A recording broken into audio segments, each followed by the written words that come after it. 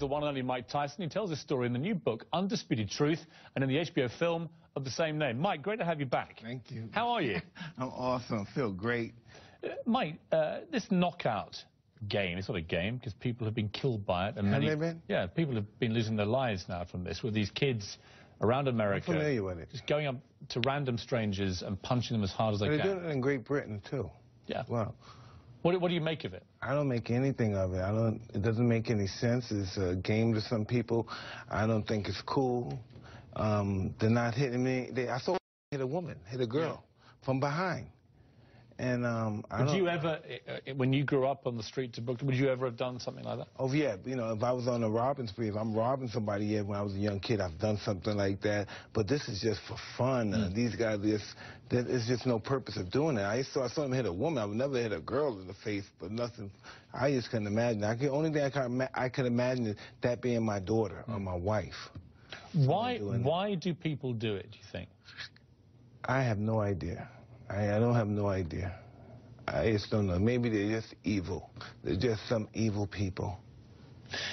Last time you came on the show, I talked to you about health care, and we had this exchange. Just watch this. When you go back to your old streets and you meet your old guys and so on, what do you think the real cares and fears of the average American on the street are right now? Health care. There's people that haven't been to the doctor in 20 years, haven't seen the doctor because they can't afford it. And, man, it's just hunger, homelessness, and we're talking about the land of the plenty. And so it's just difficult. So people are just we're in dire straits right now as far as hope. And I believe Obama and Mr. Biden, the vice president, give the people in that desperational need that hope. Now, since then, that was a year ago, obviously they tried to do this with Obamacare. They tried to bring this. It just really went horrible, didn't it? Yeah. It really, it's really bad. I mean, the idea behind it, you would be supportive of the idea of bringing millions of Americans into health care who wouldn't otherwise be able to afford it? If they can get the health care, but as of now, it doesn't seem they can get it. I was for it 100%, but we just have to come to the reality that it didn't work. And when you saw Barack Obama, the first African-American president in the country's history, staring down at cameras repeatedly before all this happened, saying, if you want to keep your doctor or keep your plan, you can do that. And now it turns out that's completely untrue, that he basically told a falsehood. Does that diminish him to you? Does it reduce his standing as a president? Maybe as a president. I don't know what it takes to become a president. I don't know how many butts or how much you got to be a brown noser to be a president, you know. But from his symbol of looking at him, a black man in America being the president, the most powerful man in the world, is very positive for young black kids like my son. But the reality of this plan, it didn't work. So we have to find another plan. A lot of African Americans have come on my show, notable ones, and said how disappointed they are that Barack Obama hasn't done enough for African Americans in this country in the time that he's been president. Do you think that's a fair criticism from what you hear on the streets? Well, listen, we got to stop being involved with the knockout game. We have to conduct ourselves as respectable African Americans sometimes. And I'm not just saying, I'm not blaming Obama. It's nothing to do with Obama. You know what I mean? What is he? He's the president of the United States, and he is supposed to help us. That's never happened in the history. No president has ever only cared about the African American community.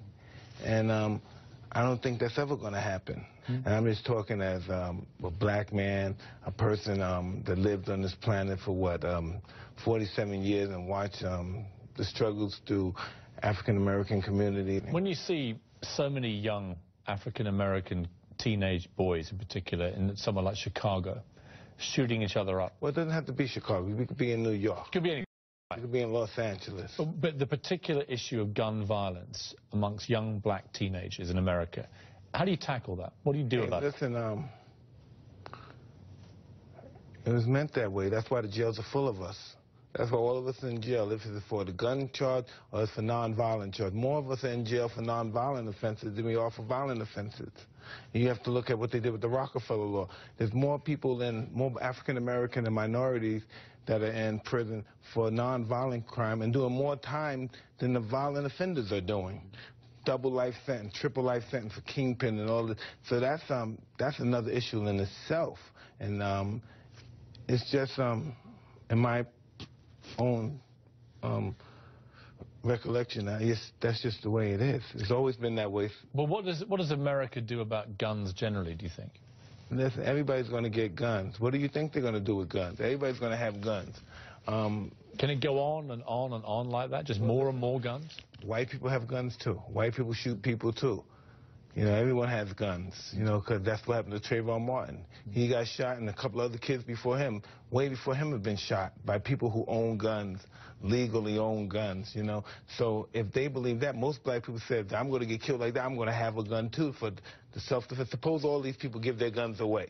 Now we don't have guns. This is the mentality. Now we don't have guns. Now we just sit and duck for people that have guns legally to kill us. So we can't have guns. We're felons. So what that means, we can't defend ourselves. We can't defend our family because we are felons. We have to go ask somebody after the fact to defend our family, to help our family. No, people are not going to do that. People are going to have guns, and people are going to defend themselves, and it's just really bad. We're really living in a country where there's more guns than there are people, and it's really bad, and it's really scary. We had a big debate on the show a week ago, I think it was, about the use of the N-word in America now. It would help if the black community also stopped using that word, whether rappers stopped using it and so on. You use it quite a lot on stage, in the book a bit as well. What is your view about that debate?